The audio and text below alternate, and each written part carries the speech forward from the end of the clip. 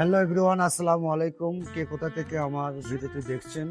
মূলত আমি এখন বর্তমান অবস্থান করছি বগুড়ার সাতগ্রাম চিন্তিপুরে যাওয়া বাড়ি নতুনভাবে নির্মাণ করা হয়েছে। সামনের শুক্রবার বাড়ির মালিককে বাড়ি বুঝিয়ে দিবেন থরস আব্দুলাল ভাই নিজে উপস্থিত থেকে। আমি একটি কথা বলতে চাই, এই বাড়িটা নির্মাণ করার লক্ষ্যে থরস আব্দুলাল ভাইয়ের সাথে যারা পরিশ্রম করেছেন, শ্রম দিয়েছেন, সকলকে জানাই ধন্যবাদ।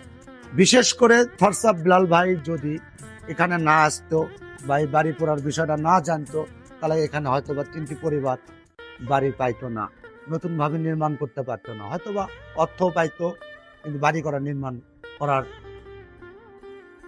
ব্যবস্থা হতো না।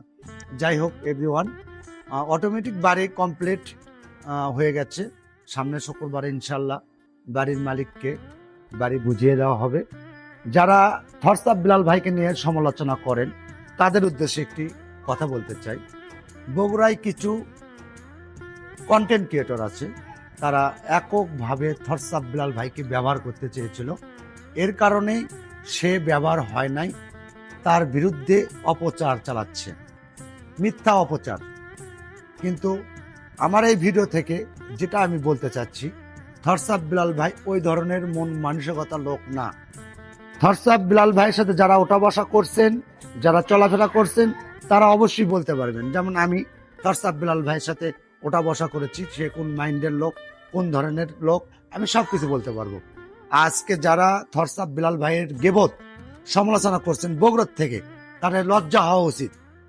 বগুড়াতে বড় বড় সেলিব্রিটি আছে, বড় বড় কন্টেন্ট ক্রিয়েটর আছে, কেউ কি বলতে পারবে এই বগুড়া জেলাতে তার কোনো হাতে ছোঁয়া আছে, কোনো অনুদান আছে, কোনো মানবিক কাজে সহযোগিতা করেছেন? করেন নাই। অতএব থরসাব বিলাল ভাইকে নিয়ে সমালোচনা করার আগে 100 বার ভাববেন, 100 বার ভেবে তার বিরুদ্ধে সমালোচনা করবেন। একটা কথা আছে না, যার গুণ বেশি তার গেবত বেশি। থরসাব বিলাল ভাই একজন গুণবতী মানুষ, মানবিক মানুষ। এটাই হচ্ছে তার অপরাধ, এটাই হয়তোবা তার সহ্য হচ্ছে না কারো। যাই হোক এভরিওয়ান, আমার ভিডিওটা যদি ভালো লেগে থাকে অবশ্যই শেয়ার করবেন।